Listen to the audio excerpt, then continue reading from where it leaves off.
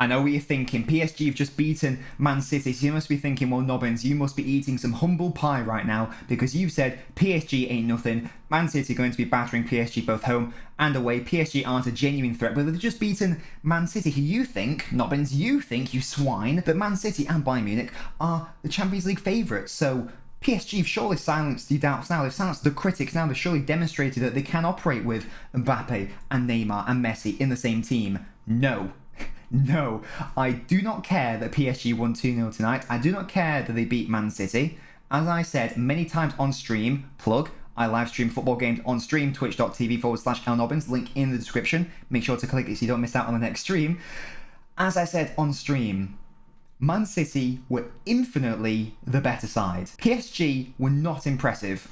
For me, they have not answered any of the questions. In fact, there are even more questions to be asked of them. I totally disagreed with the final thing that I heard from the commentary team, who said that, oh, PSG, they've answered some of the critics and they've answered some of those questions now. I don't think they have.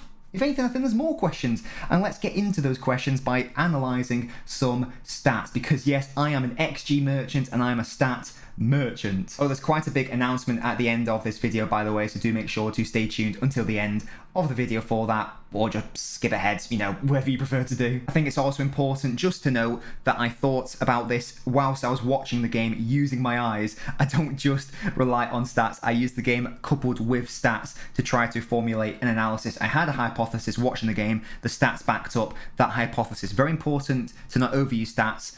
I know I'm becoming known as an XG merchant, but you know what I mean. Stats are very good in context.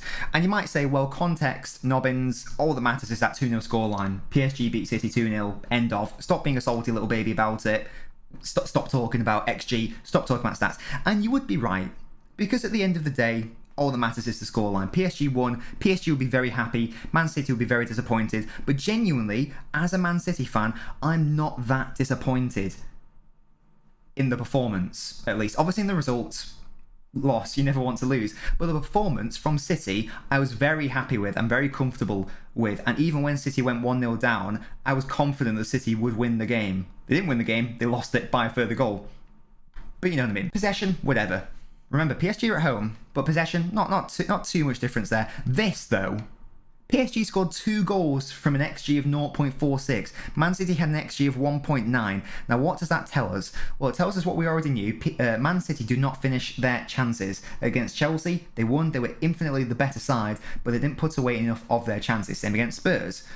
The first half especially, Man City were the better side. They did not put away their chances. They were not clinical enough. It's almost as if Man City need a striker, someone to put their chances away. PSG, on the other hand, didn't even have half of an XG of a full goal, and they scored 2 goals. And that's because, if you've seen the goals, they are 2 fabulous finishes. The first goal comes about because the ball comes in, Neymar actually miscontrols it, and fortunate, fluky you might say, finds its way to Gate, and he absolutely smashes it into the top corner. Ederson's not saving it.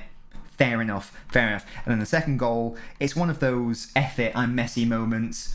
Top corner, Ederson again can't really do anything about it. Defenders didn't really have a chance to stop it. It was on the counter-attack as well. Important to note the use of the counter-attack by PSG. Man City literally missed an open goal. Bernardo Silva somehow missed a tap-in and hit it right back onto the crossbar. Sterling, great job from the cross. Hits the crossbar with the header. Bernardo Silva has to score it. Doesn't. Let's briefly touch on the refereeing decisions. I don't want to cover it too much because I genuinely did not see the De Bruyne challenge. People are telling me it was a red card, but the main analysis they're using is, well, if Wan-Bissaka's is a red, last week, then De Bruyne's is red. I didn't see the Wan-Bissaka challenge either, so I can't properly comment on it. If we're saying that it's a red card because of the Wan-Bissaka one being red, I don't like that. We should analyse challenges in a vacuum. In fact, comment below, was De Bruyne's challenge a red in isolation? Don't think about the Wan-Bissaka challenge or any other challenge. Was it a red card? Genuinely, I didn't see it. Please let me know. Others saying that before that, Man City should have definitely had a penalty from a corner.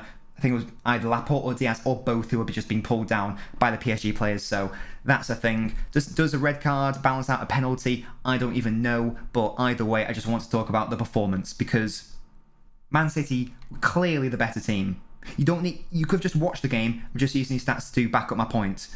XG is nearly 2 for City. They don't put their goals away. They need a striker. evidently, but anyone should have scored Bernardo Silva's chance. That tap-in has to go in. PSG relied on 2 world-class finishes, and they scored 2 goals. 3 times as many shots for City, nearly 3 times as many chances created. 1 big chance by City, 0 by PSG, and they're at home as well, and they were constantly playing on the counter-attack. It worked, okay?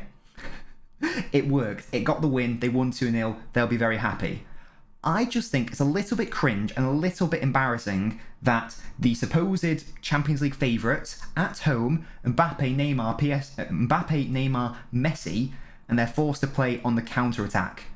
And I don't know if that's strictly due to the way PSG wanted to play or because of how City forced them to play, but either way, I think it's a little bit embarrassing, and I don't think that going forwards, they're going to go very far in the competition. We'll get to that though. 3 times as many shots, more than twice as many shots on target. That's when Sterling hit the woodwork and then Bernardo hit the woodwork, and basically in every single metric Manchester City were the better side, and I'm going to say it again, but Nobbins, the only metric that matters is a scoreline, and they weren't better in that. And yes, you're absolutely right. You're absolutely right. But this is why, to all the Man City fans out there, and to all the people who still think that PSG will go on to win it, and if they do go on to win it, then I will truly eat my words, and I will eat that beautifully delicious, humble pie. But until that happens, I won't, and I will not back away on my initial hypothesis and analysis that this PSG side are heavily overrated. Heavily overrated. Neymar, Mbappe, Messi were PSG's worst 3 players on the pitch today. Don't care that Messi got a goal. The performances were dire throughout the whole 90 minutes. Neymar was on the floor half the time. Mbappe, don't really know what he did, apart from maybe put 1 good ball in. Messi scored the goal. And that's pretty much all. That's all he did, was score a beautiful goal. But overall, in terms of the performance, wasn't that impressed. Man City kept getting behind over and over and over and over and over again. This was a fantastic performance by Manchester City. They just did not get the reward in terms of the goals and the results. I'll say it one more time. I understand. I appreciate that's all that fundamentally matters in football. But to the Man City fans who are potentially worried about this result, don't worry about it. This is a PSG side who failed to beat Bruges, and Bruges actually beat Leipzig tonight, so maybe Bruges are a bit better than I give them credit for.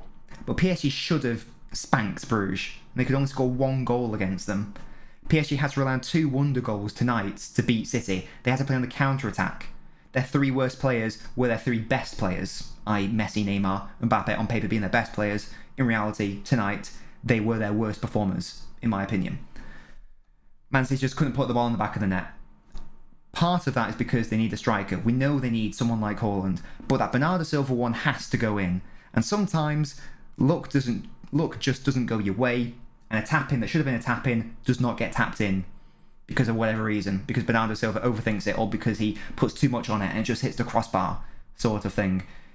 It's a game of ifs, buts and maybes. Maybe if De Bruyne gets sent off, City lose 5-0. Maybe if Bernardo Silva taps that in and then Man City get a penalty and they score the penalty and they go 2-1 up, and maybe that's how the game ends. So it's very tricky to look at ifs, buts and what ifs. And what we should be looking at and trying to analyse is the overall performance. And no one can change my mind. No one can change my mind, despite, I don't care if PSG won 5-0 tonight, and assuming they still played the way they did. Man City were the better side by a mile. They lost. And that's football. The best side doesn't always win. The best team doesn't always win. The best performing side doesn't always win. Sometimes they lose. Sometimes they lose by 1. Sometimes by 2. In this case, it was 2. But I'm not concerned at all. I still maintain Manchester City win this group, and I still maintain PSG are heavily overrated, and that they will not get past the quarterfinals. I've actually changed it. I started with, I don't think they get past the semis. I don't think they get past the quarterfinals unless they play someone like Sevilla or Ajax or Lille in the quarterfinals. If they play Bayern Munich, Man City again over 2 legs, Liverpool, Chelsea, that calibre of team, they lose. They don't have a chance. This performance was not inspired, and I don't agree with the commentator at all saying they've answered some of the questions. There are more questions for PSG. Can that front 3 work? Not based on tonight's performance. I thought it was sloppy. One time it worked maybe in the counter-attack properly and it resulted in a beautiful world-class finish. Other than that, midfield is very industrious, very constructive. Verratti had a good game. Gay had a good game. Actually, no. Gay had a very good game. Verratti was alright. Herrera was alright. Wasn't impressed by the defence. City just couldn't get the final ball in. Donnarumma, suspect. Handling, not good enough. Did a couple of good saves. But handling overall, not that impressive. And let's very quickly touch on the actual stats of the individual players. And that should tell it all. When you're at home, you're the Champions League favourites, you've got Messi, Mbappe, Neymar in your team, you win 2-0, and according to many stat sites, your best player is your goalkeeper. I think that hopefully illustrates what I'm trying to argue here, what I'm trying to state, that this result does not reflect the balance of play, which in my opinion heavily lent towards Manchester City. I'm not saying that Man City should have won, because it didn't, obviously, but their performance definitely didn't earn a 2-0 against them. But that's not how football works. I understand that. I appreciate that. Stats are beautiful, stats are lovely, but the result is the result is the result. And sometimes you don't get your just rewards. But good performances pay dividends over a longer period of time, more so than individual fluky performances. And that's what this was from PSG. It was, in my view, a fluke and lucky.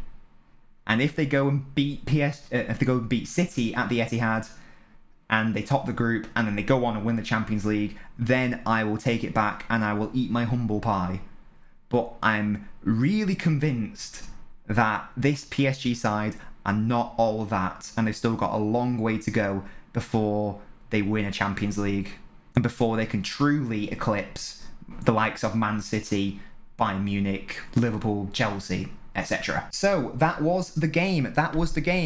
I could do some player ratings. In fact, I will. It's mainly just sixes and sevens though for City. Ederson, Laporte, Diaz, Walker, I'll just give a 6. Didn't really do anything wrong. Cancelo a 7. Rodri, I think he was probably City's best player, an 8. Bernardo 5. He missed a tap-in, had to do better. Mahrez a 7. De Bruyne, Grealish, Sterling 7s as well. 6s and 7s basically all around for City. It was a performance that was more to do with the collective rather than individuals.